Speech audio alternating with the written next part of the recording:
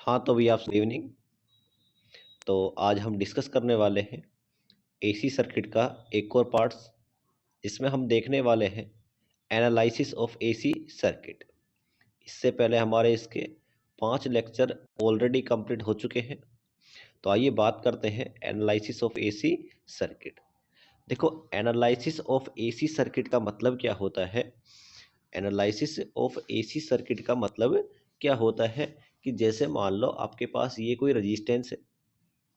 देखो, हमारे पास 3 एलिमेंट होते हैं, रजिस्टेंस, इंडक्टर और एक होता है कैपेसिटर। ठीक है। देखो, चाहे आपके पास रजिस्टेंस हो, रजिस्टेंस को हम किससे लिखते हैं अभी? आर से। इसको लिखा जाता है एल से, इसको लिखा जाता है सी से।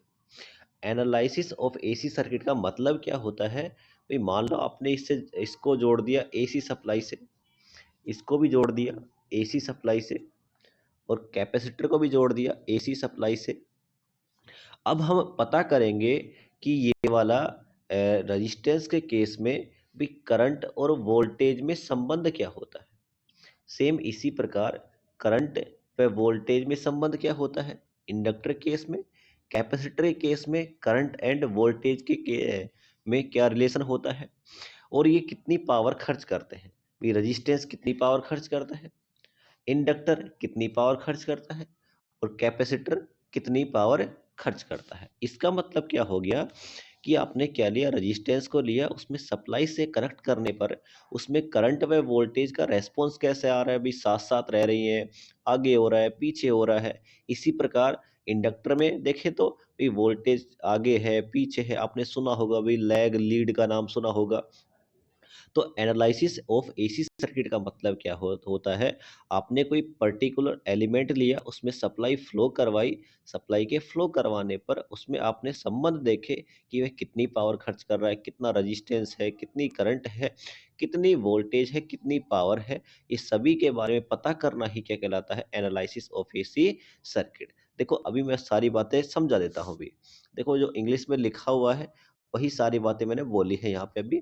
तो देखिए, analysis of AC circuit is done for RLC, load connected individual to main supply। भी आपने क्या किया, सप्लाई से इंडिविजुअल मतलब अलग अलग मैंने कनेक्ट करके आपको दिखाया था अभी।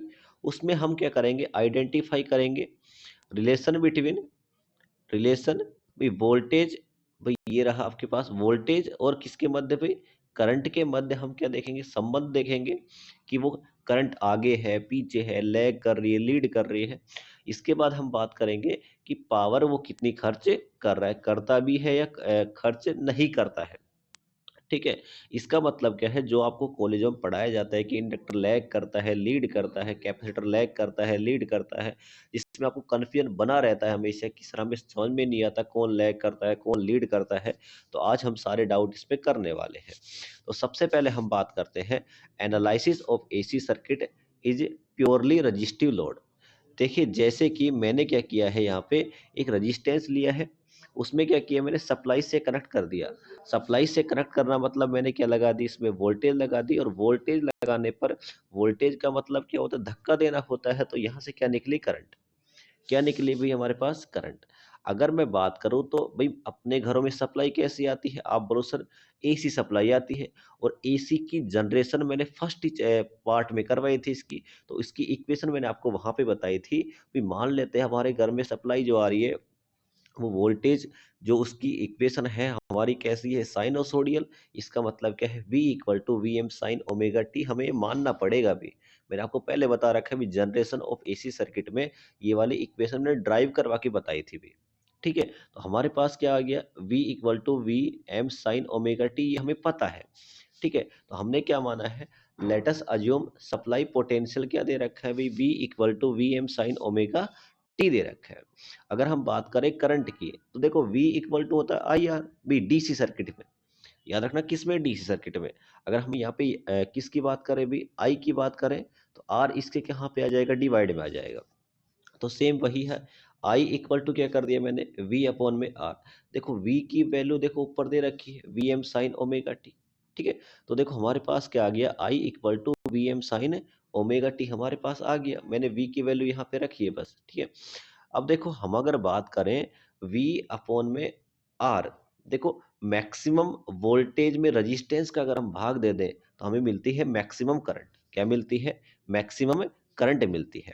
इसका मतलब क्या है भी? इसका मतलब क्या है, मैंने क्या किया, V इस और वी एम अपॉन आर की जगह मैंने कर दिया I M sine omega T.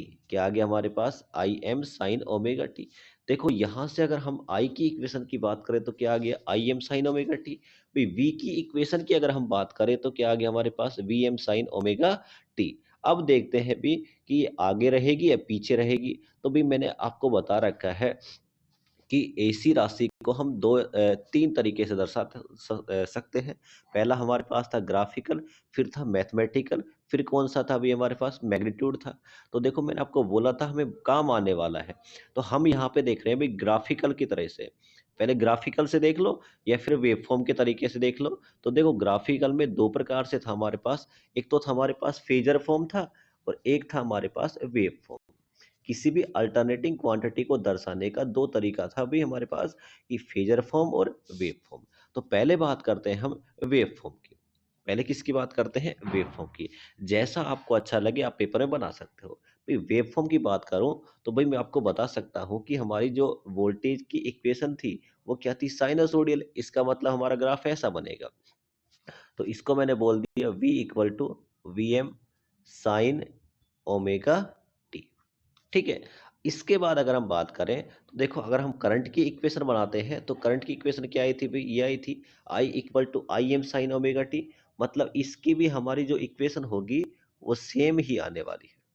यहाँ पे भी सेम आने वाली है। V equal to V M sine, वो भी आई था, ठीक है। तो क्या आ जाएगी हमारे पास? I equal to I M sine omega T. इसका मतलब क्या है? देखो देखो साइन ओमेगा टी, यहाँ पे देखो साइन ओमेगा टी है। देखो इसका मतलब क्या है? देखो जहां से आपकी वोल्टेज निकल रही है वहीं से ही कौन निकल रही है? आप बोलो सर करंट निकल रही है। जहां से वोल्टेज निकल रही है वहीं से कौन निकल रही है? करंट निकल रही है। इसका मतलब क्या है सर? रजिस्टेंस के केस में, प्योर रजिस्टेंस के केस में वोल्टेज व करंट क्या रहती है? एक साथ रहती है। याद रखना भी, ना तो आगे रहती ना पीछे रहती, हमेशा क्या रहती है? एक साथ रहती है। अब देखते हैं इसको, ये तो मैंने दर्शा दिया वेव फॉर्म के तरीके से। अब बात करते हैं फेजर फॉर्म। तो देखिए फेजर फॉर्म में क्या होता है, मैंने आपको बताया था कि जैसे फेजर फॉर्म की अगर हम बात करते हैं तो देखिए हमारे पास दो इक्वेशन है। मान लेते हैं ये हमारा ओमेगा टी है और ये दर्शा रहा है वोल्टेज को। किसको दर्शा रहा है? वोल्टेज को। देखिए पहले वाले इक्वेशन की बात करें, वोल्टेज वाले इक्वेशन की, तो V equal to V M sine omega T. तो देखिए अगर हम बात करें ओमेगा टी प्लस जीरो बोल दो क्या भाई? तो आप बोलोगे sir omega T plus zero को दर्शाने के लिए हमें फेजर फॉर्म में हमें इसका एंगल से मतलब होता है। तो ओमेगा टी किससे जुड़ा है? Plus zero. मतलब जीरो वाली वेव फॉर्म ये रही भाई। तो ये मान लेते हैं वोल्टेज। क्या मान लिया? वोल्टेज। इसके बाद देखो अगर हम बात करें किसके बारे में? करंट के बारे में बात करते हैं।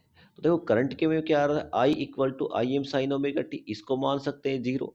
जीरो मतलब देखो अगर ये आता 30 डिग्री आता तो हम ऊपर करते, लेकिन ये कितना आ गया हमारे पास? 0 डिग्री आ गया। मान लो आपके पास ये आता अभी 60 डिग्री, तो आप यहाँ पे ऐसे करके 60 डिग्री लिख देते आई को। लेकिन हमारे पास कितना है भी? ओमेगा टी के बाद का देखना है। ओमेगा टी प्लस क्या है? जीरो। मतलब ए वाला ग्राफ भी कहाँ पे आएगा? यहीं पे आएगा। इसका मतलब क्या है? भाई प्योर रेजिस्टेंस के केस में आप देख सकते हो वोल्टेज और करंट कहाँ रह रही है? एक साथ रह रही है। तो ये दिमाग में सेट रखना आपको। आपने एसी देखो, हमने क्या पढ़ा है? Analysis of AC circuit.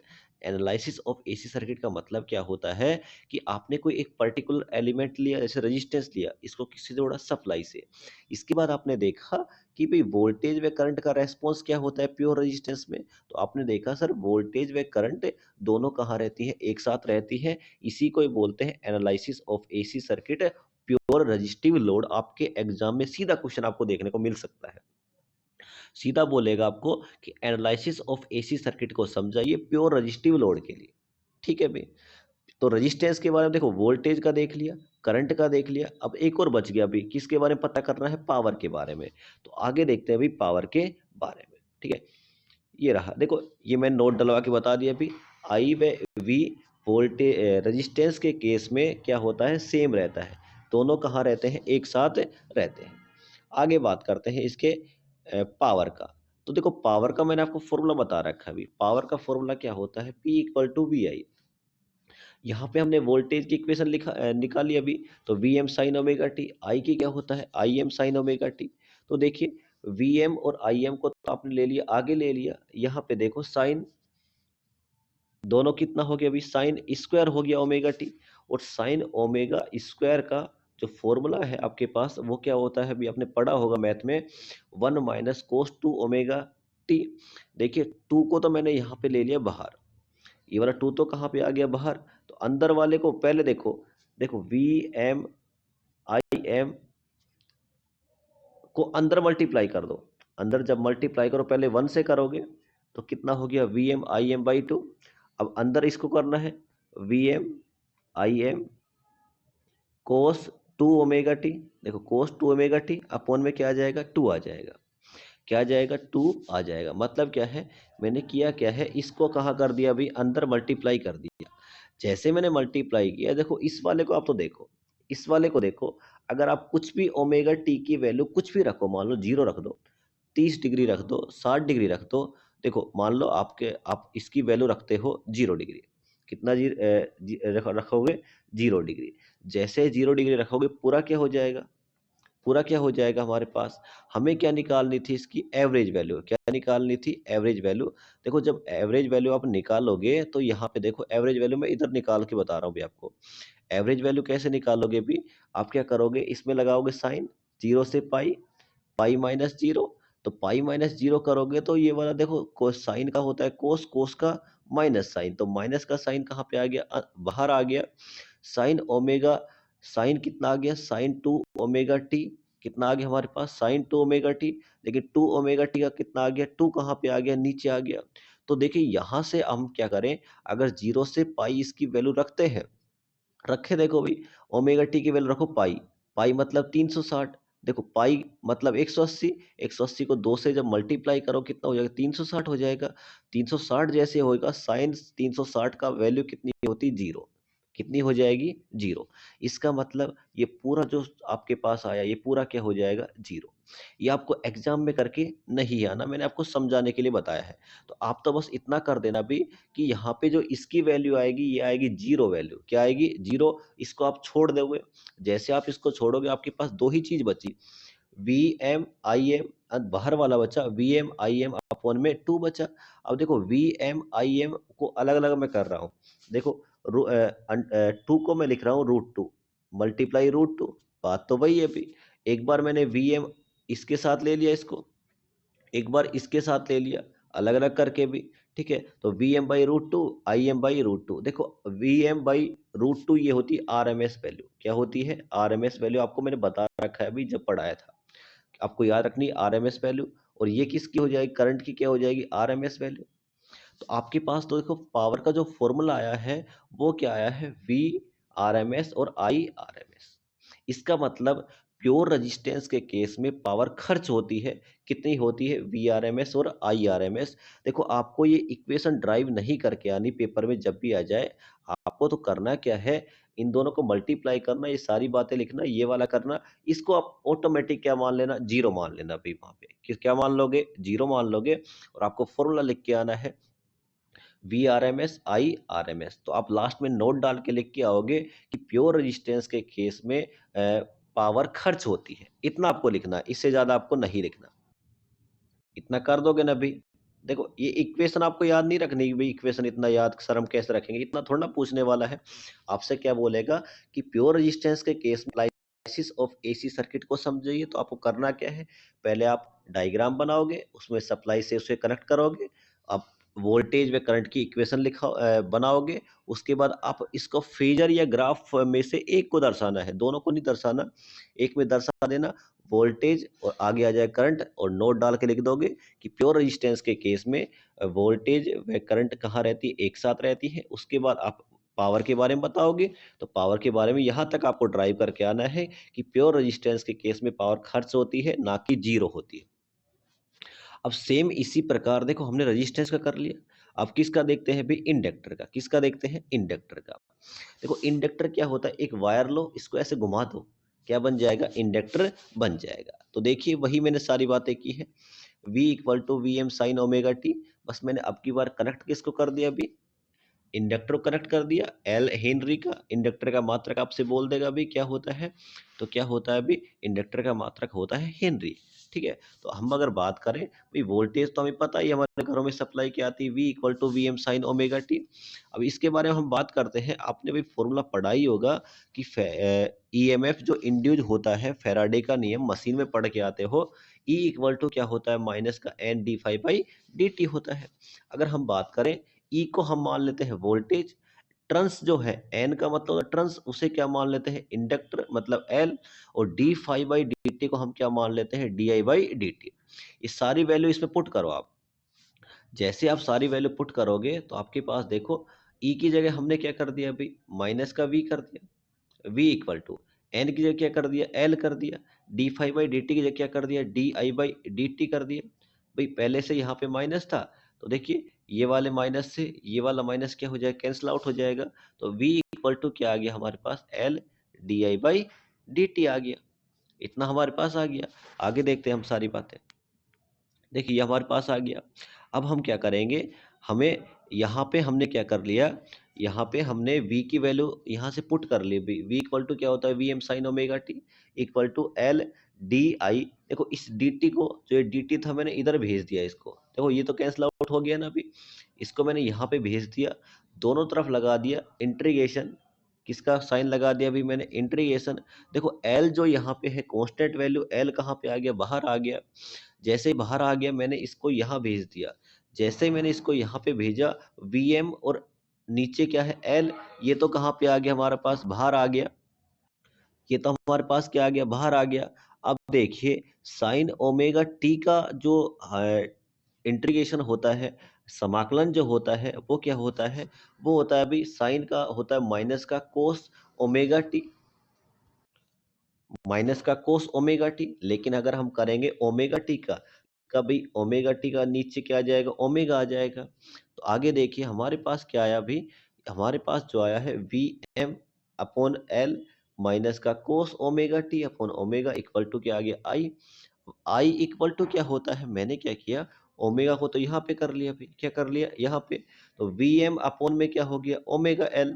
और देखिए यहाँ पे जो देखो कोस ओमेगा जो माइनस में आ रहा था, माइनस का कोस ओमेगा टी, इसकी वैल्यू होती है साइन ओमेगा टी माइनस का 90। क्या होता है देखो आपने पढ़ा होगा साइन 90 माइनस थीटा क्या होता है माइनस का कोस थीटा, क्या होता है माइनस का कोस थीटा।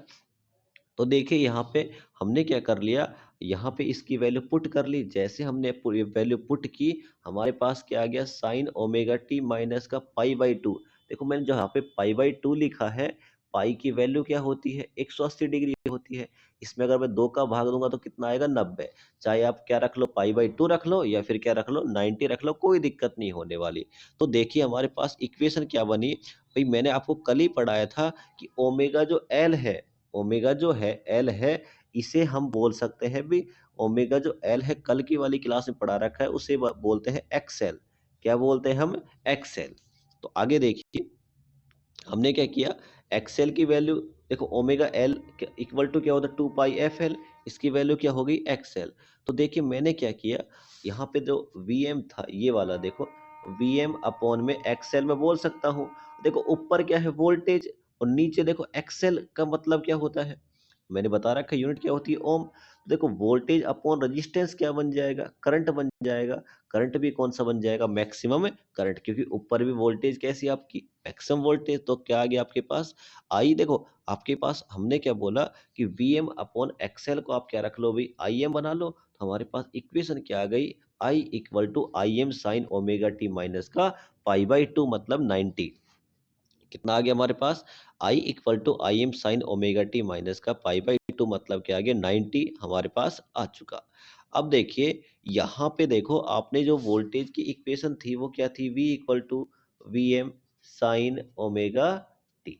इसका मतलब क्या है सर, आप बोलोगे sir v equal to V M sine omega T plus करे जीरो, क्या करे प्लस जीरो। और देखो ये जीरो वाला ही होता है, देखो यहाँ पे जो एंगल है कितना है जीरो, यहाँ पे कितना है भाई पाई बाई 2 मतलब 90, और किस में आ रहा है अभी, माइनस में। इसका मतलब क्या है, माइनस मतलब क्या होता है, पीछे होना। जबकि प्लस आता है तो कहाँ पे जाना, अभी आगे जाना। सारी बातें हम देखते हैं। तो देखिए ये रहा, हमारे पास दो तरीके होते हैं दर्शाने के। अगर हम बात करें तो यहाँ पे, तो देखिए अभी पहला तरीका क्या था हमारे पास, देखो पहला तरीका क्या था हमारे पास, फेजर फॉर्म। तो फेजर फॉर्म से दर्शा लेते हैं। ये हमने कोई ग्राफ बनाया, ये वाला हमारे पास है ओमेगा टी का, किसका है, ओमेगा टी। ओमेगा टी की बात करें तो हमारे पास जो हमने वोल्टेज मानी थी V equal to V M sine omega T था भी, प्लस में जीरो। क्या था, प्लस में जीरो, ओमेगा टी प्लस में जीरो। अगर ओमेगा टी प्लस जीरो की बात करें, मतलब वोल्टेज का एंगल कितना है भी, जीरो। लेकिन देखो करंट जो आएगी ओमेगा टी तक तो सेम है, लेकिन उससे माइनस का पाई बाई टू मतलब 90 डिग्री। मतलब जो इंडक्टर के केस में करंट कहाँ पे हो जाएगी, पीछे। कितने डिग्री भी, 90 डिग्री। कितने डिग्री हो जाएगी, 90 डिग्री आपकी कहाँ पे हो जाएगी, पीछे हो जाने वाली है। अब आप बोलोगे सर इसको हम किससे दर्शा दे, वेव फॉर्म से। तो देखो वेव फॉर्म से दर्शा लो भी। देखो ये रही आपकी वोल्टेज की इक्वेशन, मान लेते हैं इसे V M sine omega T. लेकिन भाई इंडक्टर के केस में करंट कहाँ पे रहती है, पीछे। तो देखिए आपकी जो करंट स्टार्ट होगी, वो आपकी स्टार्ट होगी 90 डिग्री पीछे से, ऐसे 90 डिग्री ऐसे पीछे से। देखो यहाँ से अगर हम बात करें, जो आपकी देखो वोल्टेज जो है वो स्टार्ट हो रही है जीरो से। देखिए वोल्टेज कहाँ से स्टार्ट हो रही है, जीरो से। लेकिन आपकी देखो करंट जो है वो देखिए कितने डिग्री पीछे है। देखो यहाँ से कितने डिग्री पीछे है, यहाँ से देखो 90 डिग्री क्या है, वो पीछे। तो ये वाली वेवफॉर्म किसकी हो जाएगी, इंडक्टर के केस में करंट व वोल्टेज का रेस्पॉन्स। तो आपको यहाँ से बस इतना याद रखना है कि इंडक्टर के केस में करंट क्या करती है, लैग करती है। देखो मैंने आपको सारी चीजें बता दी भाई। वोल्टेज क्या करती है, देखो अगर देखो कोई भी चीज पीछे आती है ना, तो उसका मतलब होता है लैग करना। देखो इंडक्टर केस में आपसे बोल देगा कि वोल्टेज क्या करती है भी, तो आप बोलो सर लीड करती है। देखो वोल्टेज देखो हमेशा हम चलेंगे एंटी क्लॉकवाइज। कैसे चलेंगे, एंटी, देखो ऐसे चलो एंटी क्लॉकवाइज। तो आगे कौन आ रही है, वोल्टेज। आगे जो होता है उसे क्या बोलते हैं, लीडर। क्या बोलते हैं, लीडर। तो इंडक्टर केस में वोल्टेज क्या करती है, लीड करती है। जबकि देखो करंट कहाँ पे है, पीछे। करंट कहाँ पे है, पीछे। और कितने डिग्री है, तो आप बोलो सर कितने डिग्री पीछे रहता है, 90 डिग्री क्या रहता है, पीछे रहता है। लेकिन प्योर इंडक्टिव होना चाहिए। ठीक है। अब बात कर लेते हैं भाई पावर की। तो देखो यही पॉइंट मैंने यहाँ पे लिखा है नोट डाल के, कि आई क्या करती है, लैग किससे, वोल्टेज से। कितने डिग्री भाई, 90 डिग्री लैग करती है। मैंने सारी बातें बता दी। आपको ये डेरिवेशन याद ही करनी पड़ेगी भाई, लिख लिख के आप याद करना भी। यहाँ से आपको स्टार्ट करनी है, यहाँ से। और यहाँ से स्टार्ट करते करते आपको अगर अच्छे नंबर चाहिए तो भाई याद ही करना पड़ेगा, इसका कोई और इलाज नहीं है। आपको पढ़ना ही पड़ेगा। और सारी चीज़ें मैंने समझा दी आपको।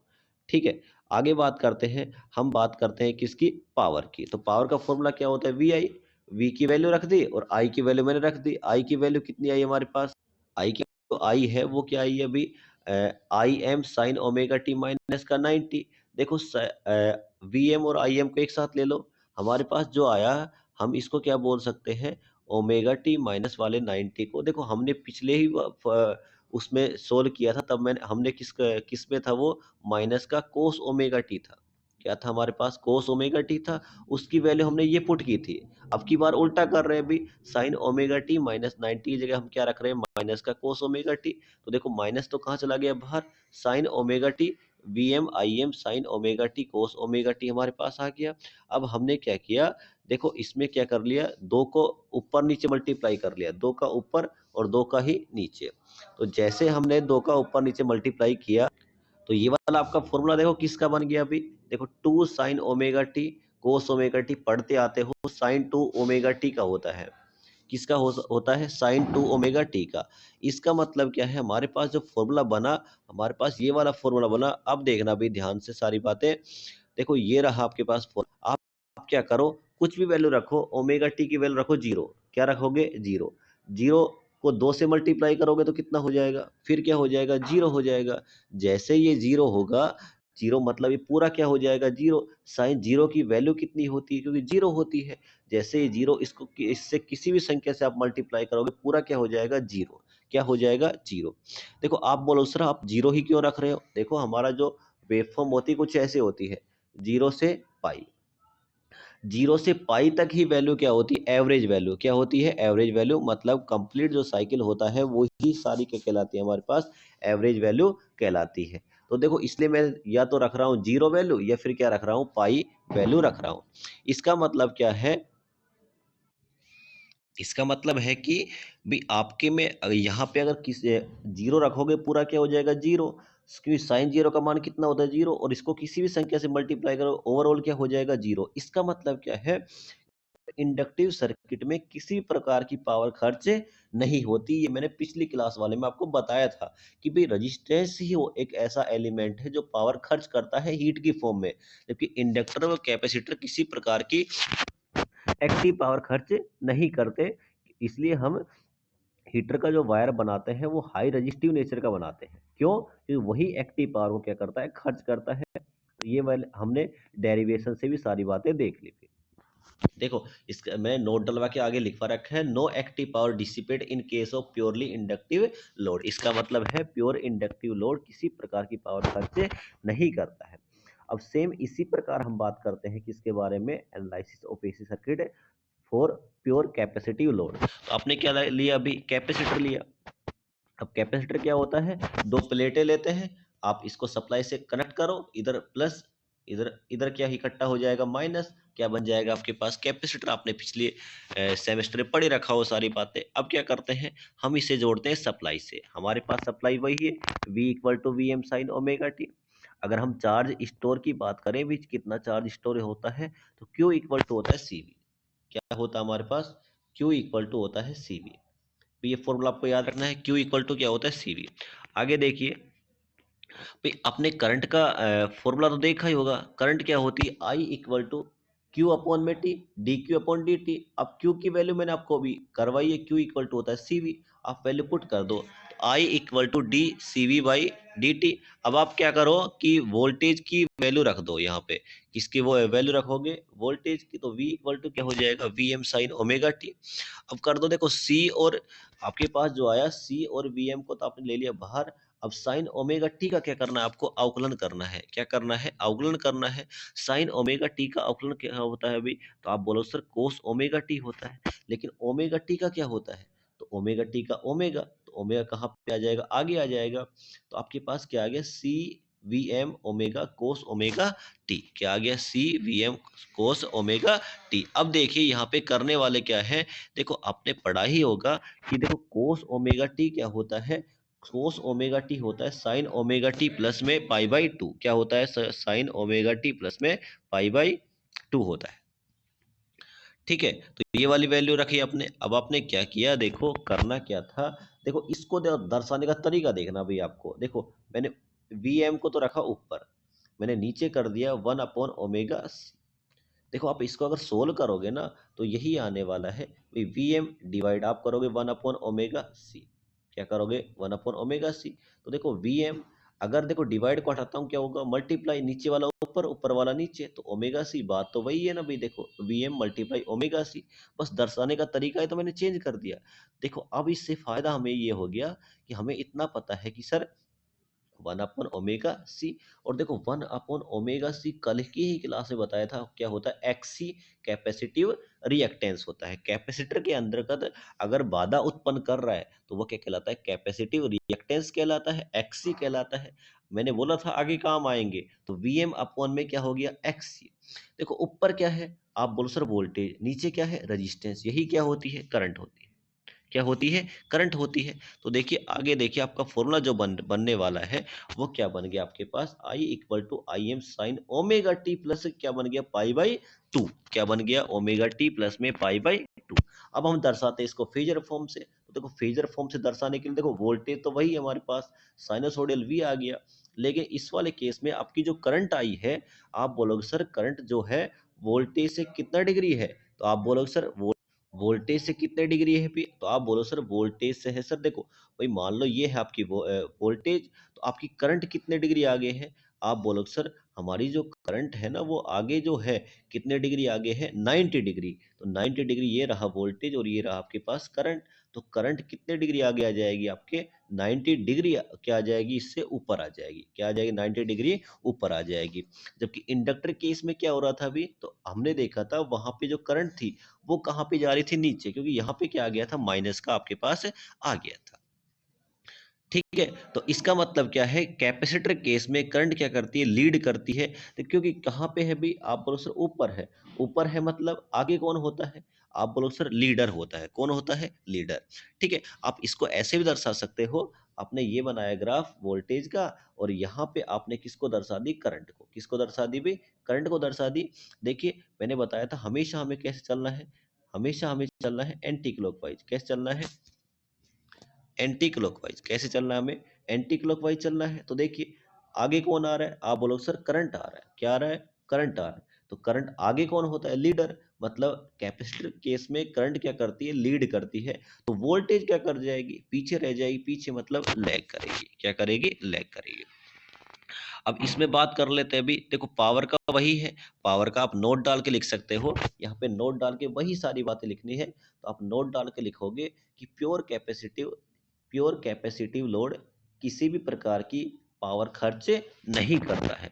पावर ओनली खर्च कौन करता है, आपका कौन करता है अभी, रेजिस्टेंस आपके क्या करता है, पावर को खर्च करता है।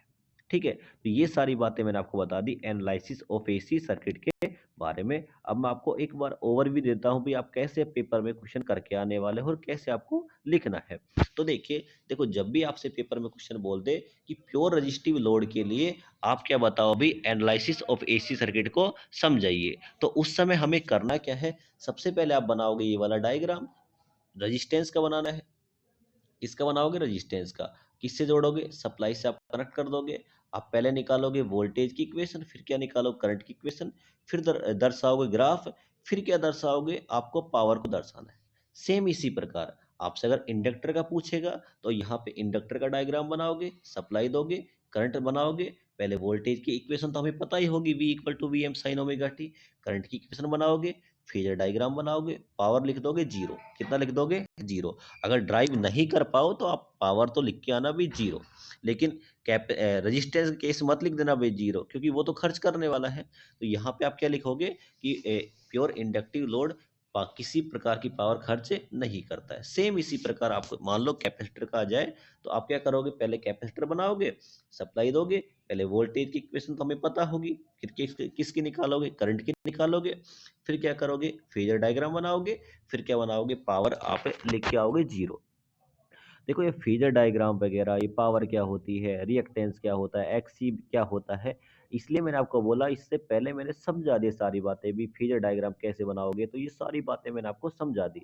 आपको उस समय लगा होगा कि कोई काम नहीं आने वाला, देखिए अब इस समय कितना काम आ रहा है। तो आपने अगर किसी भी स्टूडेंट ने इससे पहले वाली क्लास नहीं देखी तो प्लीज़ मेरी रिक्वेस्ट है आप उन क्लास को जरूर देखें, तब जाके आपको ये समझ में आने वाली है। मैंने बेसिक से स्टार्ट किया, अभी पूरा फाउंडेशन की तरह करवा रहा हूँ तुम्हें, हर एक चीज़ में करवा रहा हूँ।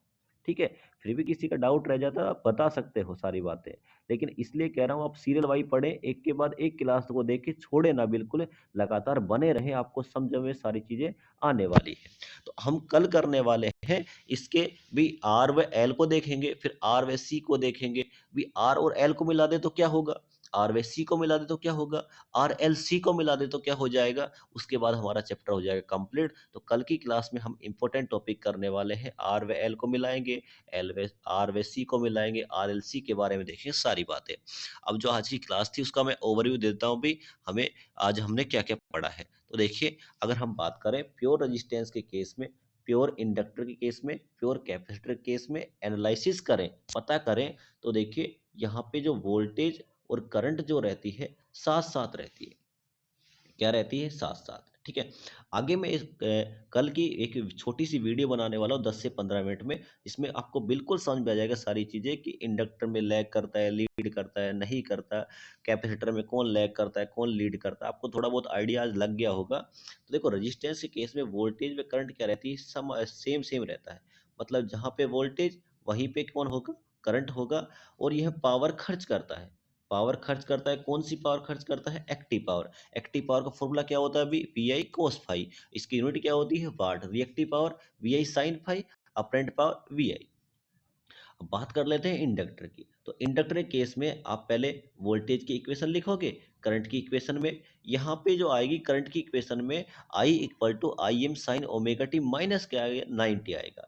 तो आप जब ग्राफ बनाओगे ऊपर रहेगा वोल्टेज, इससे 90 डिग्री पीछे कौन आ जाएगा? करंट आ जाएगा। ठीक है, इसका मतलब यहाँ पे करंट क्या करने वाला है? पीछे रहेगा, मतलब लैग करेगा। इसका मतलब वोल्टेज क्या करेगी? लीड करेगी। अब इसके बाद देखो थर्ड केस में, यहाँ पे भी आप वोल्टेज की इक्वेशन बनाओगे, करंट की बनाओगे। यहाँ पे हाँ, इंडक्टर के केस में किसी प्रकार की पावर खर्च नहीं होती, पावर जो होती है जीरो खर्च करता है। ठीक है, इसके बाद बात करें कैपेसिटर की। तो कैपेसिटर में वोल्टेज की इक्वेशन बनाओगे, करंट की इक्वेशन बनाओगे। यहाँ पे जो करंट की इक्वेशन आएगी वो उसमें आपके पास जो आएगी I equal to I M sine omega T plus 90 आएगा। इसका मतलब क्या है? जब आप ग्राफ बनाओगे वोल्टेज में करंट के मध्य का, तो आप पहले वोल्टेज को तो लिख दोगे, रेफरेंस मान ही लोगे। उसके बाद जो करंट आएगी वो कहाँ आ जाएगी? 90 डिग्री लीड करती हुई आएगी। क्या करेगी भी? 90 डिग्री लीड। मतलब आपकी जो करंट आएगी वो कहाँ पे आएगी? ऊपर आएगी कितने डिग्री? 90 डिग्री। तो यहाँ पे जो आएगा करंट, देखो यहाँ पे इस इंडक्टर केस में कहाँ पे है? पीछे। जबकि कैपेसिटर केस में कहाँ पे है? आगे।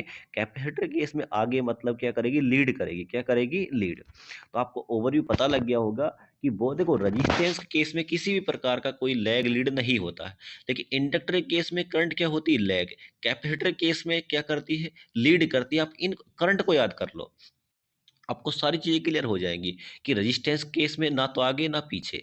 बात करें इंडक्टर केस में, तो इंडक्टर केस में करंट क्या करती है? लैग करती है, मतलब हमेशा क्या रहती है? पीछे। जबकि बात करें कैपेसिटर केस में, तो कैपेसिटर केस में वोल्टेज क्या रहती है? हमेशा आगे रहती है। वो भी सॉरी है ना, कैपेसिटर केस में करंट कहाँ पे रहती है? आगे रहती है, मतलब वहां पे लीड करेगी। रेजिस्टेंस के केस में तो भाई क्या करेगी? दोनों साथ रहेंगे। और इंडक्टर के केस में क्या करेगी? लैग करेगी करंट। और जबकि कैपेसिटर के केस में क्या करेगी? लीड करेगी। रजिस्टेंस किसी प्रकार की पावर खर्च करता है, याद रखना। वो इंडक्टर और कैपेसिटर किसी प्रकार की पावर खर्च नहीं करते। कौन सी पावर? Active power. प्योर हो तो, प्योर की बात हो रही है सारी बातें। ठीक है, तो आज की हम इस वाली क्लास में इतना ही करते हैं। मिलते हैं नेक्स्ट क्लास में। फिर भी किसी का कोई डाउट रह जाए, क्वेश्चन रह जाए, आप बता सकते हो। मिलते हैं फिर नेक्स्ट क्लास में। आप सभी को एंड तक जुड़े रहने के लिए थैंक यू भी, धन्यवाद। जय हिंद। आप पढ़ते रहिए, अच्छे से मस्त तरीके से मेहनत करते रहिए।